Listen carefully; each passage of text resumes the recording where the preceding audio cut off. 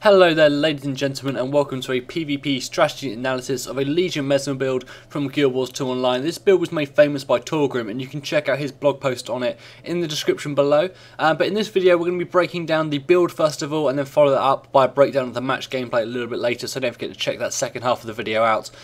So first up we've got the Greatsword in one weapon set. It provides us with some pretty good power and some CC there on the number 5. Over in the second weapon set we've got a sword and pistol, again some seriously good damage coming from Blurred Frenzy and a good gap closer there on the number 3.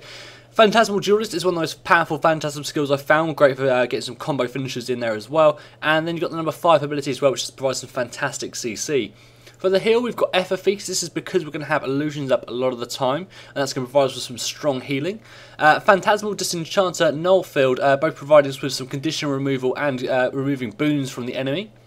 Oh, and then the final one we've gone for Blink. This just gives us a bit of a teleportation, gets us out of some CC and stuff like that as well. For the elite skill, we've gone for Time Warp. You could also viably go for Moomorph, and we're going to talk about that a little bit later at the end of the video. But Moomorph basically makes you more effective in a 2v1 situation, whereas Time Warp makes you better in a group play situation. So quickly going to look at the armour we're going to be using. So we've got Runes of Divinity in the armour, giving us plus 10 to all stats and plus 2 to critical damage. A pretty solid setup if you're playing a crit based build. Sorry, not a crit based build, but a build that has quite a good crit ratio. We've gone for the Greatsword of Blood, 30% chance to steal health on critical hits. The same sigil in the sword, and then for the pistol we've gone for the sigil of accuracy, giving us plus 10 precision each time we kill a foe. It means we actually get plus 50 precision each time we kill a foe in PvP because of the way it works with 5 stacks per kill.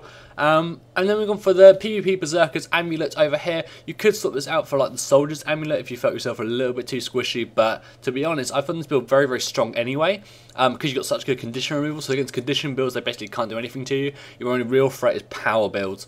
So yeah, if you're facing a lot of power builds, you might want to swap that out for something that gives you a bit more toughness, but this is absolutely brilliant for general PvP.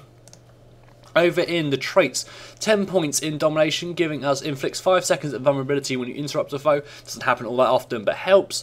Illusions inflict 15% more damage. That's brilliant because it's such an illusion based build.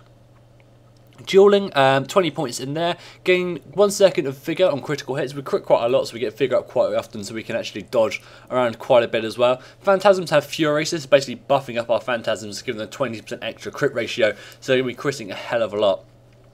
Illusions inflict bleeding on critical hits. Again, we're getting some good synergy coming in there.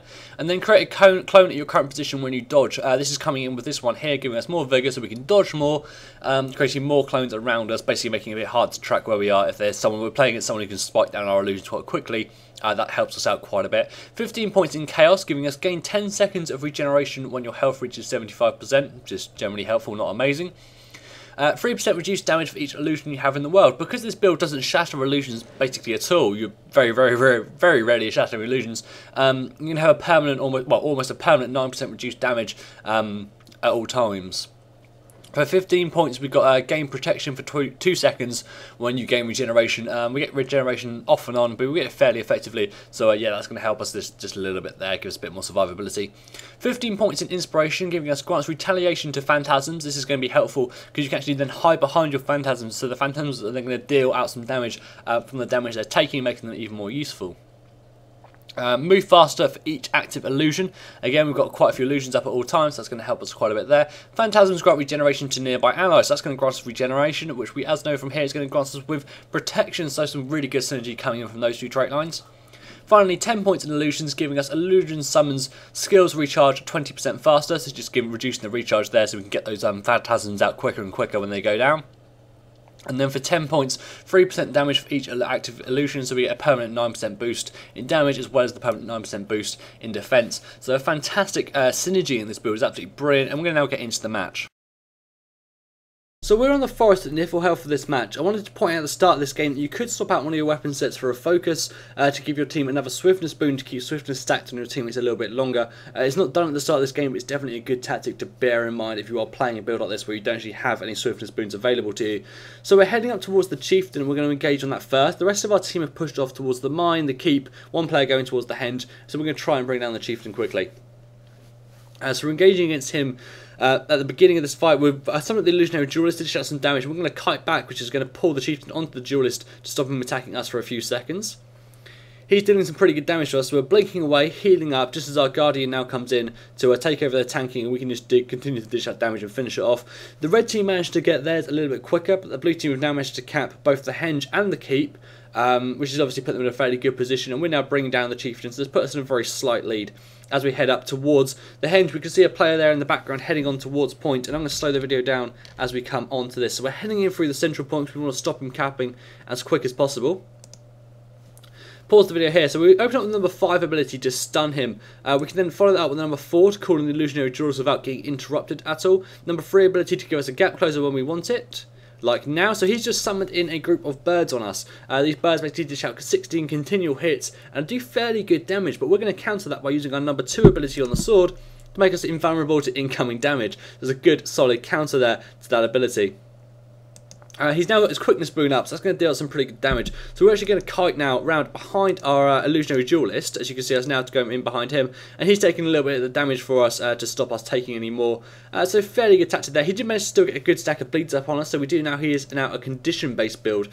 He also just used his heal ability, which gives him continual regeneration, and every time that's reapplying, it also seems to be giving him vigour. So he's got a fairly good boon build at the moment going on as well. So we're going to counter that by using Null Field, which is one of our elite seals, which is going to rip all boons off of him and also rip all conditions off of us. So a fantastic counter there to this ranger build we're fighting against. He uses the elite skill to summon up those binding roots that are basically immobilising us repeatedly. We could focus those if we wanted to stop them immobilising us, but he's taking fairly good damage anyway. We've got a couple of illusions up, so they should be able to bring him down fairly effectively. And there we are, going for the final burst now with the Blurred Frenzy to finish him off, and there he is down in the down state. And I'm going to speed the video up a bit as we finish him off, because we're then going to be heading around the map a little bit. I just want to talk a little bit as we move around. So we've got 2 points capped now by the blue team, and you don't really want to be pushing too hard for the third, because obviously it puts you at a weaker point on the other two. So we're going to stay here for a little bit to make sure there's no one heading towards us. We're checking their spawn there, checking around by the chieftain, no one up there, checking down there, there's no one around at the moment. So we're going to head off. We can see a player on the map was heading towards the henchman on our own team anyway, so they can keep an eye on that for a few seconds longer. So you've got the vision on there, but we do know they're going to be capping the mine very quickly as it's over near their spawn. So we're going to head towards that point now. So we blinked in to get a little bit closer there, which is kind of a waste, I think. Could have really saved that, it wasn't really needed. We were trying to get on point quicker before they could neutralise it, but there was no chance of actually getting there in time. So again, we're now engaging against a Necromancer and a Ranger, so it's 2v1 at the moment. We do have a teammate coming in behind us though, so we just need to survive for a few seconds. So again, that Ranger's cult opened up with the summoning the birds in, which are doing some fairly effective damage to us, and we're down to about half HP. As we use the number 5 ability there on the pistol, which is going to stun and daze both of them. It's going to stun the first one it hits and daze the second one. So we've immobilised them for a second, which just gives us the chance to get our heal off and fall back a little bit. As our teammate now arrives, and this is an elementalist as our teammate as well, so they're able to dish out some pretty high burst damage, as we're going to see in a few seconds. So there we go, you see the Dragon's Tooth coming in down on them now, and that's put the Necromancer down into the down state, and they're going to get finished off fairly quickly. That Ranger is still up though, and we're going to hopefully focus him down now as well, and down he goes, and then we can finish off him as well. We're on very low HP, falling back to heal up there, and we're kiting it around the outside just to make sure no one's coming in from this angle. So yeah, the Necromancer has come back once again, so our Elementalist is fighting them 1v1 using his burst there at the moment, as we spike him down using our sword and pistol combo to basically finish him off into the down state. Swapped into our greatsword now, and I'm just going to slow the video down for this next encounter because this is quite an interesting one. So we've got another player, this Mesmer, coming up here, and we're going to open up the number 5. So we knocked him down and knocked him forward towards the point, which has its upside down. So basically it meant he came into point unable to get his burst off on our teammate, which has put them in a slightly weaker position. Our teammate obviously is an elementalist, so there's quite a few combo fields, so we're going to use those quite a bit and quite effectively to support ourselves. So we're there getting the fire aura up on ourselves, which is quite helpful. So we're engaging against this Mesmer, who's very, very weak in this encounter because we've got the elementalists here laying down those fields that are dealing damage and bringing down all his clones and illusions a bit too quickly for him. We can see him there kiting around, he's on very, very low HP, and we finish him off there with the number 3 combo on our sword. So here we made a big mistake. I want to just cut that back just a second. This is quite an important mistake in this match. we've got this person we're focusing on at the moment is the Mesmer, and they're in the down state, but our teammate is also in the down state and on pretty low HP, and you can see there's quite a few fields of damage affecting him at the moment. So we're trying to finish off this Mesmer, who actually has an ability to dodge in the down state that can move and vanish, so there's no chance of us actually finishing them off before the player up there, the ranger, who just come back in to finish off our teammate. So we should really have gone for the res there, swapped into the greatsword and gone for the knockback on the ranger. Sorry, it was a necromancer who came back in. The necromancer, sorry, scrap all that about the ranger. The necromancer should have really swapped into the greatsword there and knocked him off of our teammate to give ourselves a chance to get the rally off and bring him back alive. So it was an unfortunate play there that didn't go too well in our favour. Just going to speed the video up now as we basically are 2v1 at the moment. We're just sort of kiting around. Not much we can really do here. This build isn't designed to be able to take too many sort of massive incoming damage. We can dodge around a little bit, and obviously the condition removal we also have helps us quite a bit as well. Just going to pause the video now. So we've got a few players arriving now. We've got this person we focused on before, sorry, two players we focused on before, as well as this warrior turning up. We're still doing a fairly good job of tanking. We've been here for a few seconds now. We stopped them from capping the point, but now we get hit by the Mesmer Bird. We're completely useless, and we get focused down. And there we go. He's coming in with the shield bash and those chopping blows to finish us off and put us into the down state. And I'm just going to speed the video back up until we respawn. So we did a fairly good job there of basically self-sacrifice. We could have left the point and maybe escaped, to be honest. We got the blink ability, obviously, which helps us quite a lot. And we could have probably escaped that encounter, but we stayed on point to stop them capping it to help our team get a bit of a score advantage. So it's a little bit of a playoff. If you can think you can stay on point for more than 5 seconds, it's an advantage because the team will get 5 points for killing you, but if you're keeping a number of their players distracted as well as stopping them from capping the point, it's worth the loss. As long as you make sure you die at a good time, you're not dying when you're going to have a large respawn time.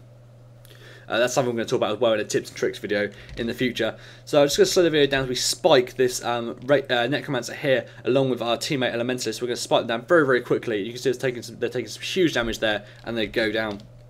This is just the way this sort of build you want to be using it. Just quickly focus someone down and move on. You don't want to be hanging about too much at all. We're going to look at a very, very good roaming build that's been recently publicised, which is a thief roaming build suit, which is absolutely brilliant in that sort of role. So if you're interested in roaming maps, this build is going to be absolutely brilliant for you, so we can check that out in a future video. Just going to slow the video down once again. So we've just been fear bombed and pushed out a point, which is a very good play there. As we come back in now, opening up with number 5 to try and get a knockback. The number 3 ability there, we've got interrupted hover while we're trying to cast it.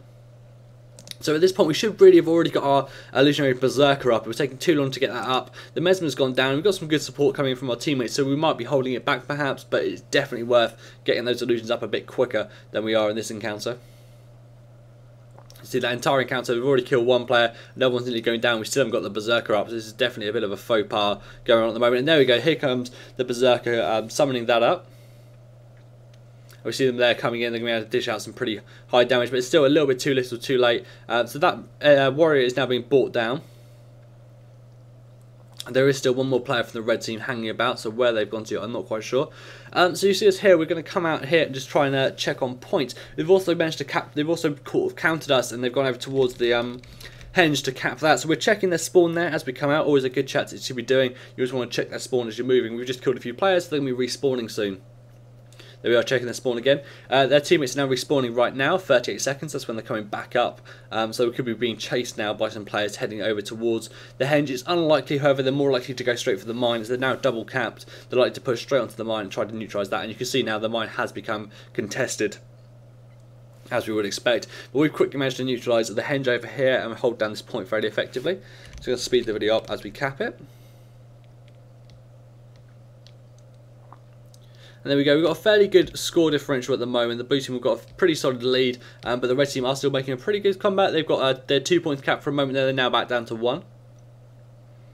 So you notice we haven't actually gone up to the keep once in this entire encounter. It's quite an important thing to take note of as well. We've chosen our role and we've stuck with it. Our role is holding down the henge and trying to keep control of that. And when the henge is nice and safe, we're pushing onto the mine and trying to push that as hard as possible, and then coming back to the henge as soon as it needs to be returned to us.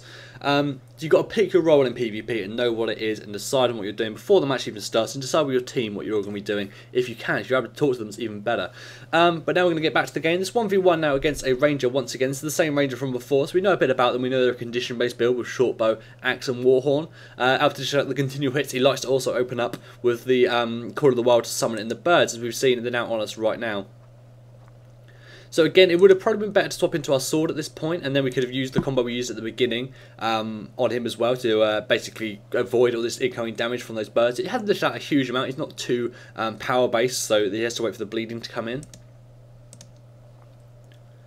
Getting knocked back in there, just trying to CC him a little bit. Also, we notice this player is a commander as well. And there he goes, summoning up, sorry, not summoning up, casting his quickness boon again. So he's got that back up, and now we know he can't dodge for a few seconds. So that's going to obviously dish out some pretty high damage. So we're not hiding actually behind anything at the moment, but we are using our number 2 skill on his pet. So that's making us invulnerable to damage again. So while we're focusing on his pet, which you would generally consider a mistake, it's actually making us invulnerable to the incoming damage from his quickness boon while we've got the Blurred Frenzy up. So we basically nullified quite a bit of damage there, and he only managed to get up to 7 stacks of bleeding on us at any point, and our heal's still there, so we managed to pop our heal to get that back up. Get up closing there with the number 3, kiting him back behind him. Number 5 there, trying to just keep him CC'd a little bit now, doing some extra damage. Now switching over to our Greatsword once again, the number 3 ability there, which does some pretty good damage. There's also AoE, so we're able to hit his pet in that as well. Now he's also healed himself back up a little bit. You can see he's got his field down once again, giving himself regeneration. So now would be a good time to lay down the null field to remove that regeneration from him and also get rid of these bleed stacks he keeps putting on us. Instead of using that, we have used our number 1, sorry, not our number 1, we tried to use the first ability on our utilities, which again does the same thing as Null Field, but it does that with a Phantasm, which would have given us another Phantasm, so we would have got a more powerful heal, or it would have secured us having a 3-point heal when our heal comes up in 1.8 seconds. Unfortunately, we got interrupted there, and we're actually on pretty low HP, and he's on even lower HP. He's got a couple stacks of bleeding on him at the moment, so that's going to bring him down as we jump in and just get these last few hits off him. We go down at the same time, unfortunately, and so we're both in the down state, and this is actually a fairly boring part of the match as it comes to an end. I think that when the Chieftain or the Svanir gets killed in a second and one of the teams wins. But the score's racking up quite quickly now for the blue team, and they're going to take the victory. We're trying to basically finish him off now in the down state using our illusions to dish out the damage. But yeah, basically, by the look of it, they would actually just hold him there forever, and he'd never be able to res, as we could just sit here now using our number 4 ability if we wanted to. But we decided to try and finish him off with number 3, as the game's coming to an end anyway, and we just let ourselves die. So, an interesting match indeed. You basically got to see a few 1v1s in there, which is obviously very important when you're working out how a build works against condition-based builds, how it works against those. We didn't see much against power-based builds. Power-based builds are a lot tougher to defeat as this. You want to be basically hiding behind your illusions quite a bit and trying to avoid them.